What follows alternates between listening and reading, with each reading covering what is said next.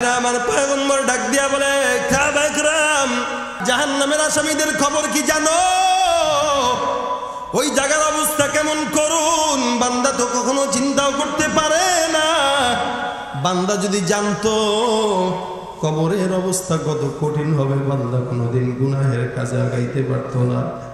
এ মুসলমান যুবক ভাইয়েরা, কত গুনাহ আমরা গোপনে গোপনে করছি, আমারও নিজের ক্ষমতা নাই। এ মুসলমান, আমার নিজের খবর নাই, আমার নিজের জানা নাই। দুনিয়ার জিন্দেগিতে এমন এমন গুনাহ আছে, আমি যদি রাত্রেবেলা চক্ষু বন্ধ করে একটু ঘুমাই আর চিন্তা করি আমার বাবা আমার কাছে চলে আসবে। হে রব্বুল আলামিন, কোনোদিন কি আল্লাহর কাছে ক্ষমা চায় কেউ বলছেন নাকি? আল্লাহ, হাজার গুনাহ অন্যায় যদি সমাজের ভিতরে প্রকাশ পেয়ে যাইতো, আমার মতো গুনাহগার সমাজে হাঁটতে পারতো না। সমাজের ভিতরে এতই গুনাহ, এত গুনাহ, এত গুনাহ চলে। পয়গম্বর বলেন, কোন বদকারের মৃত্যু যখন হয়ে যায়, বদকারের মৃত্যু হওয়ার পর আল্লাহর জান্নাত ফেরেশতারা আসমান থেকে বিশাল বড় গরম গরম ময়লাযুক্ত জাহান্নামের কাপড় নিয়ে আসে। আর জাহান্নামের বদবু, বদঘ্রাণ, সুঘ্রাণ না, এরকম গন্ধযুক্ত মেশক নিয়ে আসে জাহান্নাম থেকে। গন্ধগুলা নিয়ে আসে তার কাফনের ব্যবস্থা করার জন্য। এই বান্দাটার কবরটা জাহান্নামের আসামি হয়ে যায়। আল্লাহর হাবিব সাল্লাল্লাহু আলাইহি ওয়াসাল্লাম বলেন, বান্দা যখন দুনিয়ার জমিন থেকে মারা যায়, আসমান থেকে ফেরেশতা আসে, জানটা যখন শরীর থেকে বের করে নেবে, টান দিয়ে আত্মাটা যখন বের করে নেবে, এই বান্দার আত্মাটা দেহ থেকে টান দিয়ে বের করার সময় কত কষ্ট হয়।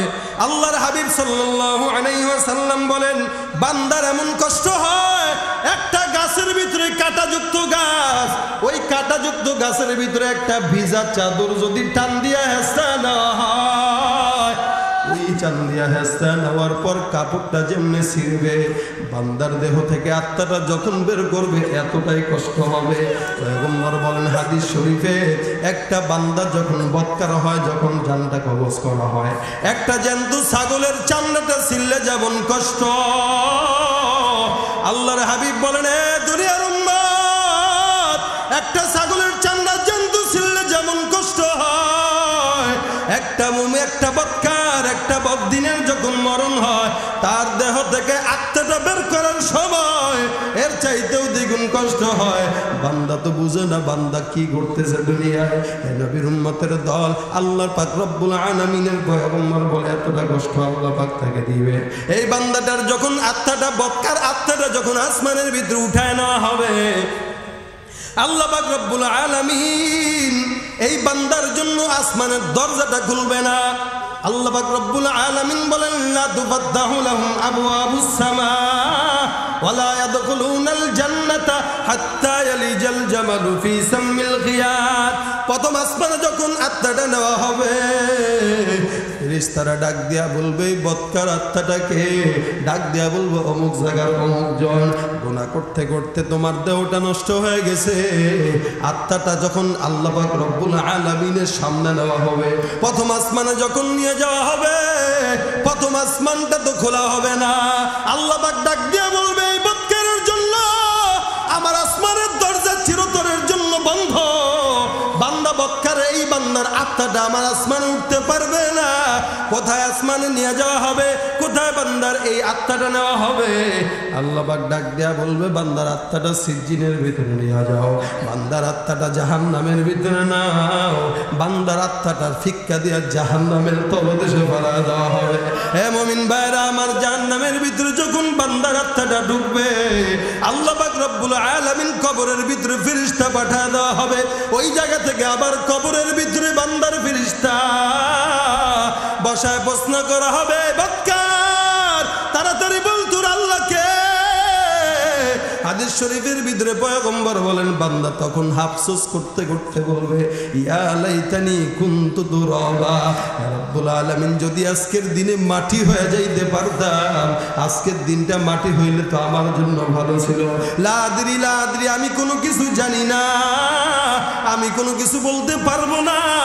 আল্লাহ পাক রব্বুল আলামিনের এই প্রশ্নের জবাবে কবরের জগতে কেউ কিছু বলতে পারবে না।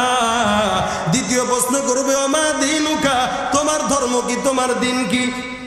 বান্দা তো প্রথম প্রশ্ন পারে নাই, দ্বিতীয় প্রশ্ন যখন করা হবে বান্দা ডাক দিয়া বলবে লা আদরি। তৃতীয় প্রশ্ন যখন করা হবে এই লোকটাকে বলে আমি জানি না, কারণ দুনিয়ার জিন্দেগিতে মোহাম্মদকে গালি দিলাম, মোহাম্মদের ঠিকানা তো আমার জানা নাই, মোহাম্মদের পরিচয় তো আমার জানা নাই,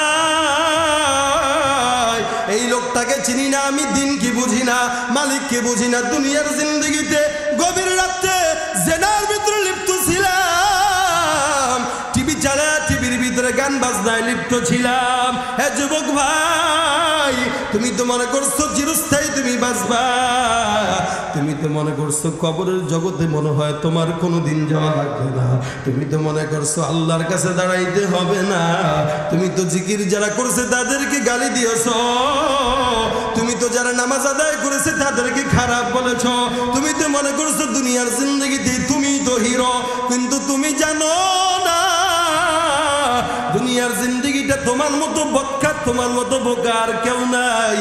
যেই ব্যক্তিটা রাস্তায় জিকির আদায় করতে করতে যায় তাকে তুমি পাগল বলো, কিন্তু মনে রাখবা ভাই, ওই লোকটার টাকা না থাক, পয়সা না থাক, গাড়ি না থাক, বাড়ি না থাক, ক্ষমতা না থাক, কিন্তু লোকটার জবান দিয়া যেহেতু আমার আল্লাহর জিকিরের নাম, আল্লাহ পাক রব্বুল আলামিন বলে এই বান্দার আমার অনেক দাম। এই বান্দাটার দামটা কেমন? আল্লাহ পাক বলে দুনিয়ার জিন্দেগিতে তাকে যতই তোমরা দুনিয়াবি পাগল বলো না কেন, কিন্তু আমি আল্লাহ পাক রব্বুল আলামিন আমার জান্নাতের পাগল হিসেবে এই বান্দাটাকে নির্দিষ্ট করে দিলাম। হে ভাইরা আমার, দুনিয়ার জিন্দেগিতে কোনোদিন চিন্তা করা হয় নাই, কত মানুষ তো দুনিয়ার জিন্দেগি দোয়াকালে মৃত্যুবরণ করে ফেলায়। গতকালের আগের দিনও গতকালতেও তো খবরে দেখলাম একটা লোক বাস অ্যাক্সিডেন্টে এক গাড়ির ভিতরে 8 জন এক ফ্যামিলির ভিতরে মরণ হয়ে গেছে। হে মুসলমান, তোমাকে আমাকে আল্লাহ পাক রব্বুল আলামিন বড় মহব্বত করে বাঁচায় রাখছেন, আমাকে যতই মহব্বত করে বাঁচায় রাখছেন সেই আল্লাহর তো কোনোদিন সারা রাত পর্যন্ত ইবাদত করে মালিককে ডাকলাম না। হে দুনিয়ার ভাই, দুনিয়ার জিন্দেগিতে আল্লাহর প্রেম ছাড়া অন্য কোনো প্রেম আমাকে নাজাত দিতে পারবে না। এই কারণে দুনিয়ার জিন্দেগিতে সমস্ত নেতার প্রেম বাদ দাও, দুনিয়ার জিন্দেগিতে লিডারের প্রেম বাদ দিয়া প্রেম ধরতে হবে কার? ধরা দিয়ে দাও না ধরা, কাছে থেকেও দাও না সারা, এই বুকেতে বইছে খরা, এই বুকেতে বইছে খরা, না পাওয়ারি যা তো না পুরে পুরে ছাই হইল এই যে পাগলের সিনা, মাওলা তোমায় ভালোবেসে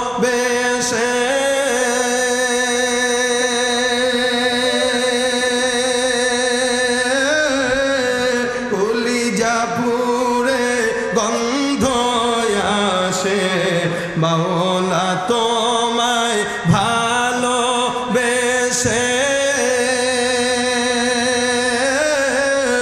কলিজা পুরে গন্ধ আসে, আমি তোমার নূরে যাব মিশে, তোমার নূরে যাব মিশে, দূরে ঠেলে দিও না পুরে পুরে ছাই হো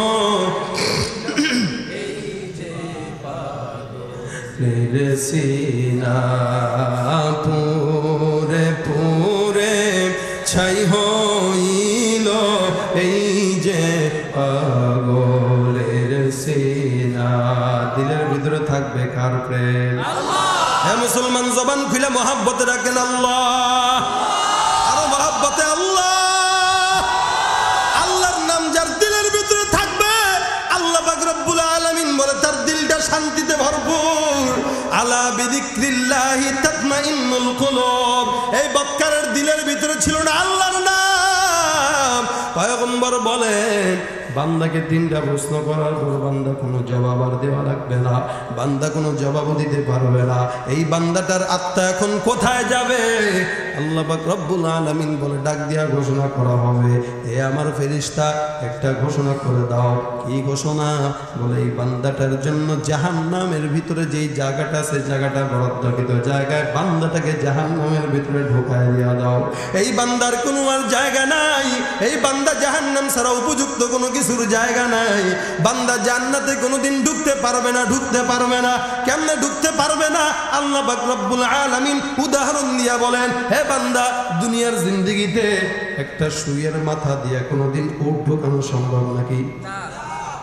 আল্লাহ পাক উদাহরণ দিতেছেন এটা, যে ফি সাম্মিল খিয়াব, একটা সোনামুখী সুই, এটার যে ফুটাটা আছে এই ফুটায় যেমন একটা সুতা খালি ঢুকে, এর উপরে কোনো কিছু ঢুকে না। মোটা সুতা হইলে ওটাও তো ঢুকে না।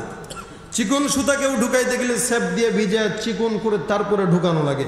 আল্লাহ পাক বলে, যতক্ষণ পর্যন্ত সুয়ের মাথা দিয়া উট ঢুকবে না ততক্ষণ পর্যন্ত এরাও আল্লাহর জান্নাতে ঢুকবে।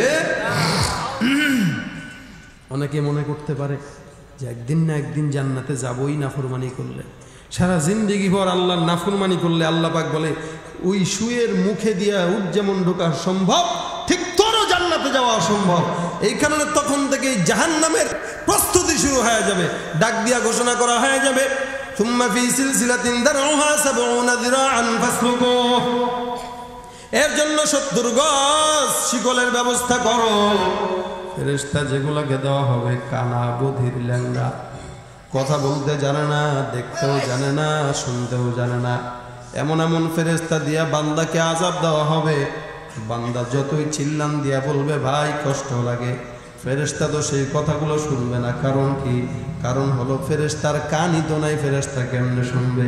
যদি ফেরেশতার কান থাকতো আর ফেরেশতা যদি শুনতো তাহলে তো ফেরেশতার মায়া লেগে যাইতো।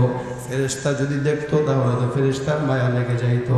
ফেরেশতা যদি কথা বলতে পারতো তাহলে ফেরেশতার তো কথা বলে তাকে আযাব থেকে মুক্তি দিয়ে দিত। আল্লাহ পাক রব্বুল আলামিন এই কারণে বান্দাকে যেই ফেরেশতা দিয়ে আযাব দেওয়া হবে, এই ফেরেশতার কানও থাকবে না, মুখও থাকবে না, চোখও থাকবে না, এরকম বোবা কানা বয়রা ফেরেশতা দিয়ে আল্লাহ পাক বান্দার আযাবটা দান করবেন। হে মুসলমান নবীর উম্মত, দুনিয়ার জিন্দেগিতে আপনি আমি দুনিয়ার জিন্দেগিতে গুনাহ করে না এমন কোনো ব্যক্তি নাই। আমিও করি, আপনিও করেন, কিন্তু ভাই না আমার, আল্লাহ পাক বলে বান্দা দুনিয়ার জমিনে কোনো যদি সফলতা চাও, তুবু ইলাল্লাহি জামিআ, শয়তানের ওয়াসওয়াসা বাদ দিয়া গুনাহের পরে মাফ চাইতে হবে কার কাছে? আল্লাহর কাছে। বান্দা যদি তওবা করে, যুবক ভাই, হাজার হাজার অন্যায় আমার দ্বারাও হয়, আপনার দ্বারাও হয়। রাসূল করিম সাল্লাল্লাহু আলাইহি ওয়াসাল্লাম বলেন, প্রত্যেক দিন আমি পয়গম্বর নিজে 100 বার ইস্তেগফার করতাম। প্রত্যেক দিন আমি পয়গম্বর 100 বার তওবা করি। হে মুসলমান, আমি আপনি কয়বার তওবা করি এটা আমার নিজের অন্তরকে জিজ্ঞাসা করেন। আমরা তো সারা জিন্দেগি গুনায় গুনায় কেটে যায়। আমরা তো চিন্তা করি তওবা করব আগামী 10 বছর পর। 1 সেকেন্ড বাঁচবেন কিনা কোনো গ্যারান্টি আছে নাকি? জোরে বলেন। হে মুসলমান, 1 সেকেন্ড বাঁচবো কিনা গ্যারান্টি নাই। হে মুসলমান, দুনিয়ার মায়ায় পড়ে যারা, দুনিয়ার ক্ষমতায় পড়ে যারা, দুনিয়ার মহাব্বতে পড়ে যারা সমাজের ভিতরে গুনাহ করে, মনে রাখবেন একদিন না একদিন কবরে যাওয়া লাগবে। এই কারণে ভাইয়েরা গুনাহ তো হবেই। আল্লাহর কাছে তওবা করেন, খাস দিয়তে তওবা করে যদি আল্লাহর কাছে চায়, আল্লাহ পাক অবশ্যই অবশ্যই মাফ করে জান্নাতের মেহমান বানায় আপনাকে আমাকে নিতে পারে, ঠিক কিনা? তওবা করতে নিয়ত আছে না ইনশাআল্লাহ?